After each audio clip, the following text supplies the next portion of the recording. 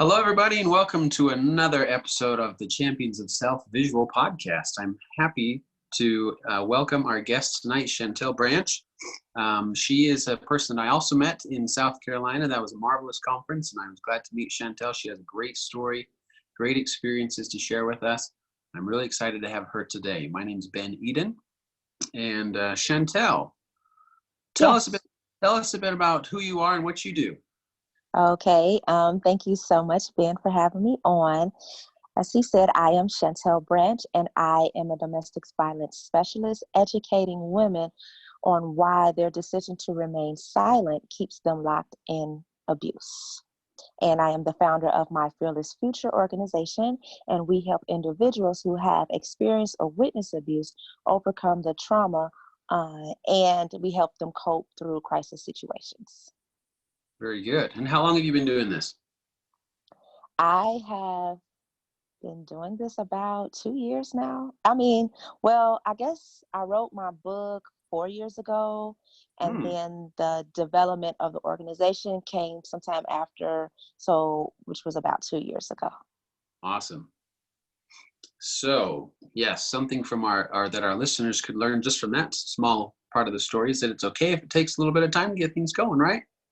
Absolutely, because I am definitely the fish that will try to jump out the water and walk on land. So you just have to, continue your work, and when your current comes, it will take you, where you need to go. I like that. That's a great metaphor analogy. I like that. Thank you. Thanks. I just came up with Yes. that.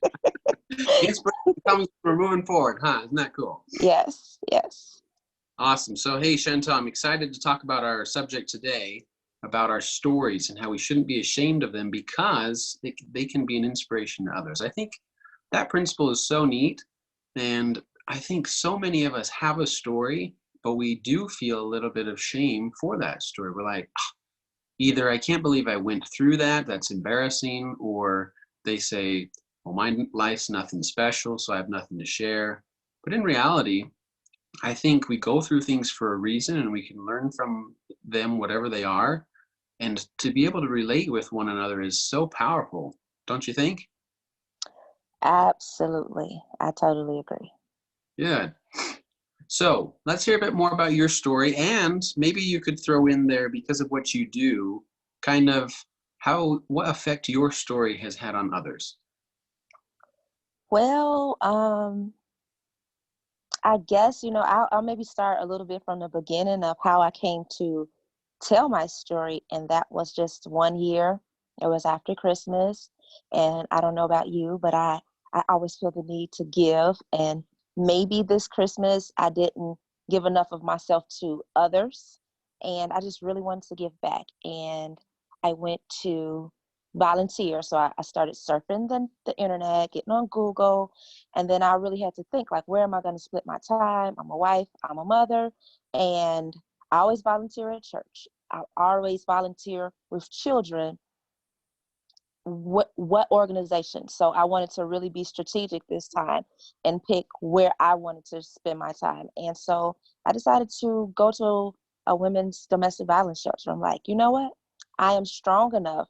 I am healed enough that I can now go back and tell my story. So, and that happened in 2016. So it was like the Christmas of 2015 and starting 2016 in that January, starting my search.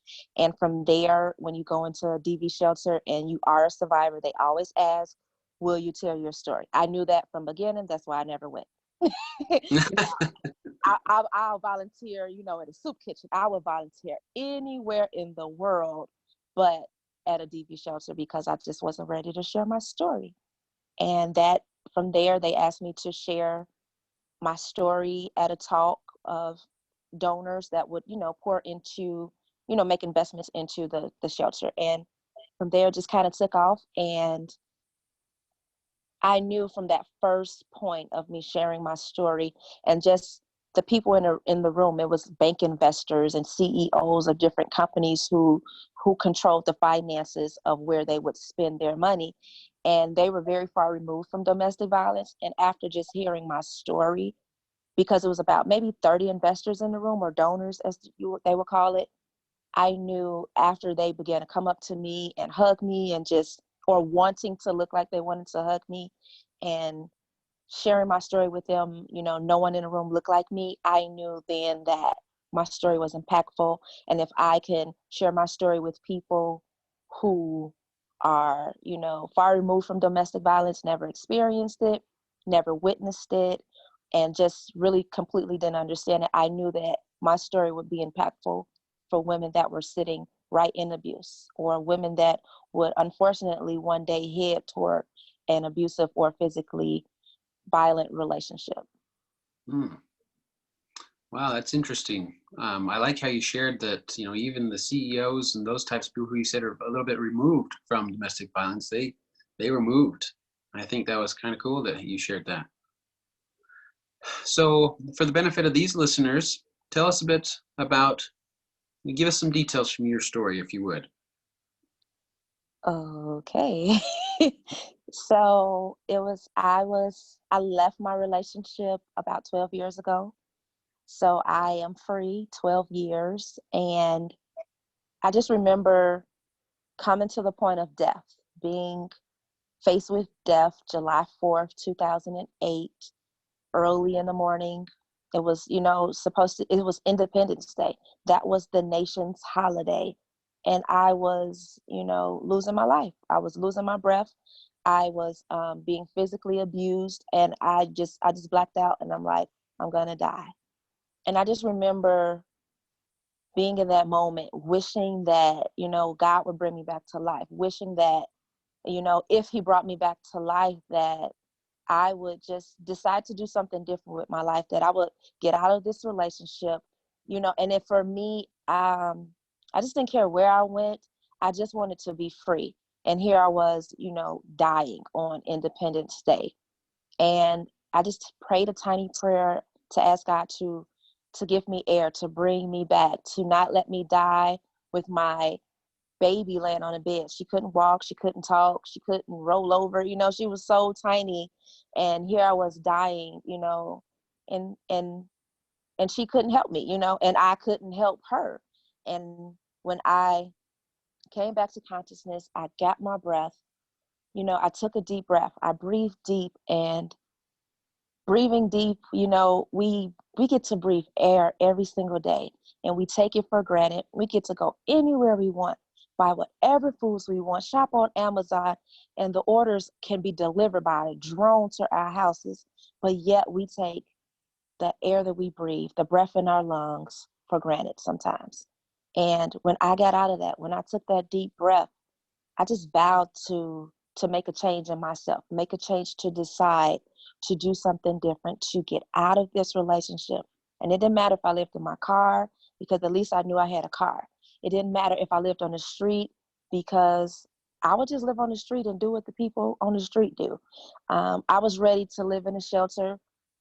And if it was a co-ed shelter and the men would be there, I was just ready to sleep with knives to just protect me and my daughters. And for me, it didn't matter what I had to do or what the outcome was going to be. I just had to get out.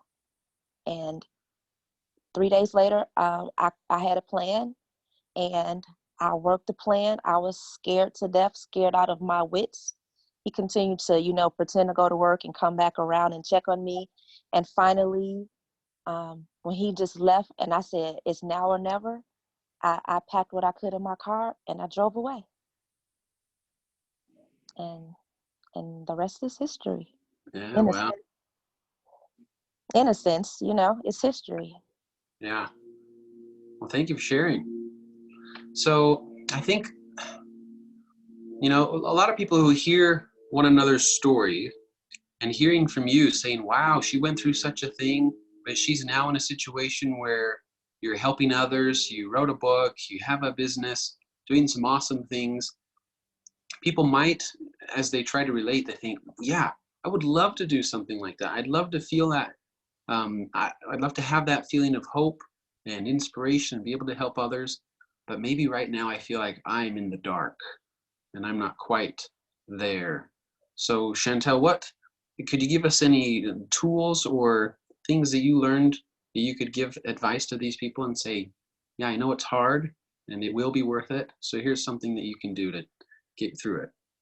Absolutely. Even for, women that are in relationships right now or individuals in domestic violence relationships, when you are in that cycle, you are lost, you are broken, you are bruised, you are used, you are hopeless, you are desperate, you're needy, you're dependent, and you're helpless. And when you're in the dark, it's like you just need somebody to throw you a rope. But even if somebody threw you a rope, we as individuals have to reach out and grab it. And that rope, if we reach out and grab that rope is going to pull us and bring us through the healing process. And I would just encourage anyone that if you are in the dark and you open your mouth, or you begin to just search out and seek out and find the help and say, hey, you know what? I need help. And when someone opens the door, they give you keys, they throw you a rope, touch the doorknob, go through the door, use the key, grab hold to the rope and never let it go, because that's your healing process. Everybody's healing process looks different, but you must go through it. And what I went through for healing may not be what every survivor of domestic violence will go through, or even people who are not, in those relationships. But your healing process is your helping process. Your healing process helps you to get to the person that you were created and meant to be. How are you ever going to get there if you're stuck in hopelessness? You can have a pity party, but when somebody throws you a rope, you got to reach out and grab it. You got to allow yourself to be pulled out of darkness and into the light, so that you may see the good things that are in front of you, the good things that have been waiting on you, and then so that you can be embraced by people that care for you, that love you, and support you, and they may be perfect strangers. Oh, I love it. That's such good stuff right there. Thank you. Yeah, I love how you included. So even though those feelings are real of helplessness and hopelessness and darkness and all that, I love how you turned it around and said, guess what? Even then, you have the power to choose. You have the ability to do something about it, to open that door, to grab that rope. I loved that. It was so good. Yeah, it's in us. It's in it. The power is in us, but because we are surrounded by our reality. And right now, if you are in the dark, your reality looks dark. Your reality looks desperate. It looks like despair. It looks like you're not ever gonna get out of that job. You're gonna be stuck at a job for 30 years, and all you do is run the machines. You'll never make it to supervise. You'll never make it to the CEO. If you're always in that mind space and you continue to look at that reality and stay there, then you'll stay stuck. But it's the hope, the little tiny speck of hope, the little possibility of faith that if you reach out and turn that knob and walk through that door, that something will be different, something will be changed. But it's already in you. You just have to realize, yes, this is my reality. I am faced with this dilemma, but I do have the decision-making power within me to change my destiny, to change this desperate, dark reality and change it into a purposeful and a hopeful future for myself, for my future self. 100%. That's great. I love how the power is in us. Also, I just like pulling out principles, right? So we can't change until we're ready to change, right? So like you said, if somebody's throwing you the rope and we decide not to grab it, well, that's too bad, right? But when the power is in us, and if we take that initiative to grab that rope, that's awesome. And I love what you said about, it might be a perfect stranger who is somebody to help you. I love the principle of don't do it alone. Yeah, it might be scary to admit the darkness that you're in, to tell somebody about it, or to ask for help. So sometimes that can be terrifying or against our pride. But as you do it with help, then you can start to see the light and help others grow stronger as well.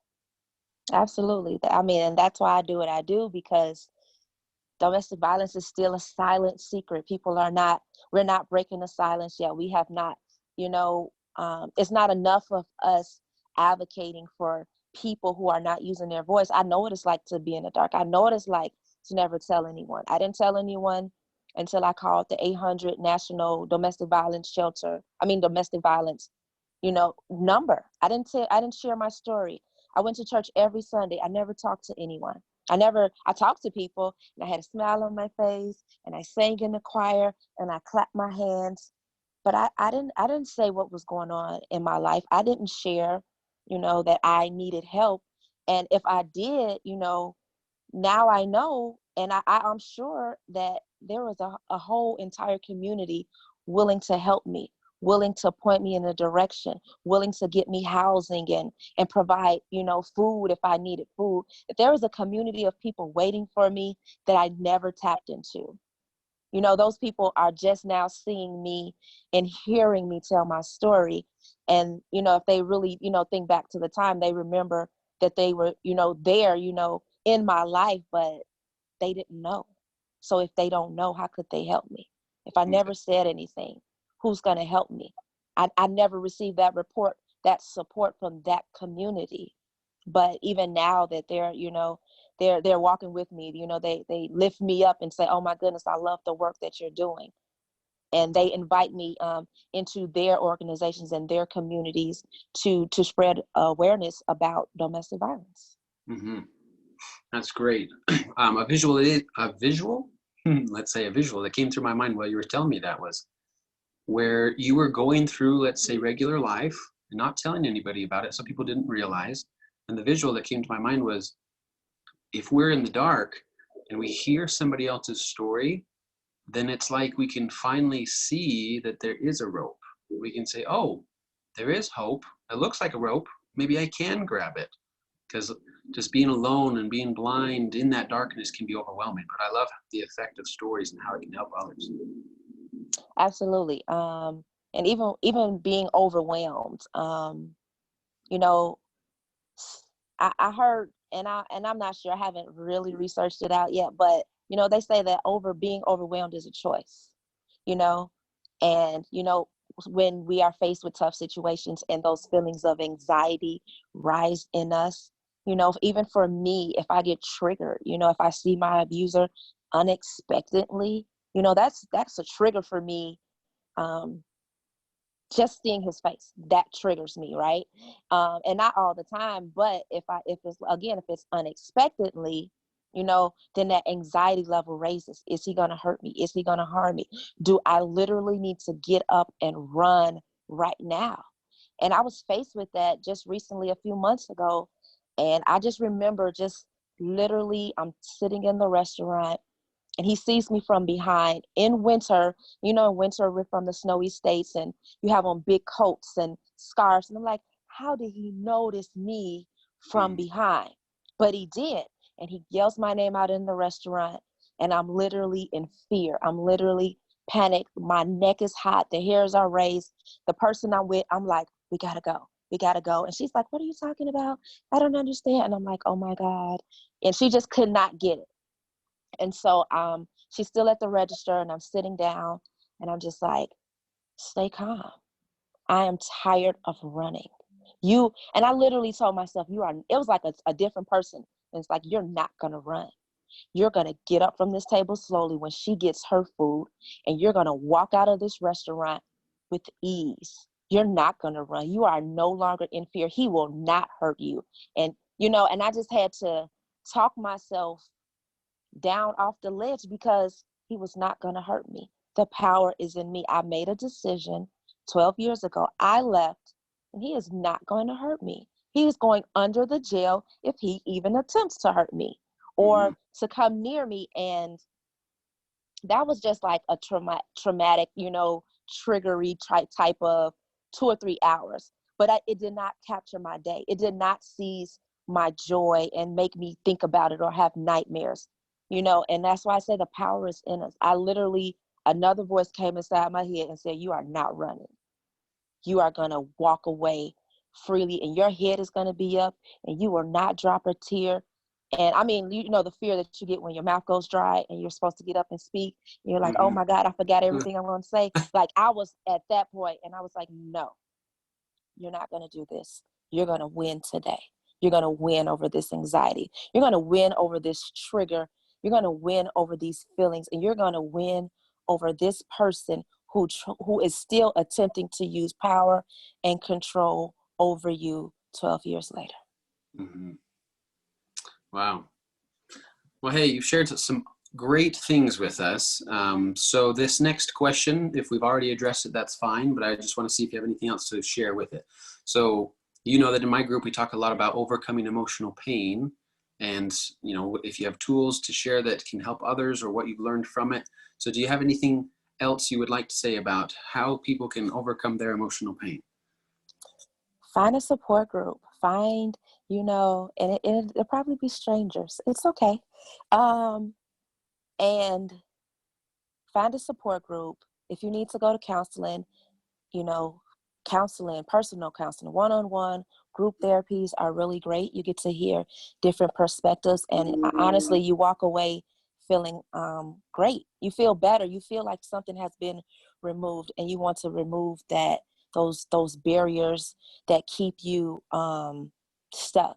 And the biggest thing I would say is set boundaries in place.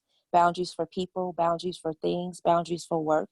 Because for me, my boundaries that I have now, 12 years later, it gives me peace. My boundaries give me peace. Awesome. Thank you for sharing.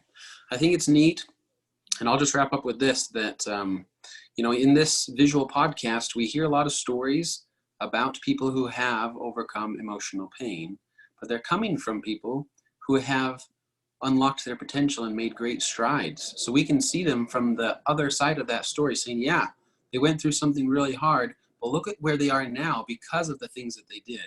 And it's one more testament to us who hear to say, it is possible, it is worth it, people are out there, that's awesome. All right, Chantelle, thank you for sharing your story and for being a part of this today. How can people get in contact with you? How can they connect with you? Well, you can connect with me on Instagram and Facebook at My Fearless Future. And you can find me on LinkedIn at Chantelle Branch. And look for my ebook that will be published this August. And it is a self-help book. And we are, in the book, I'm uncovering the typologies of a batterer so that you can get a better understanding of who they are, just some of their characteristics, and just things that you can begin to look out for, red flags in relationships. And then it's more on the healing process and why it's so necessary and needed to discover the ultimate new you. Awesome. Well, thank you, Chantelle. And thanks everybody for joining this another visual podcast of our Champions of Self group. And we'll talk to you next week. We'll see you. See ya.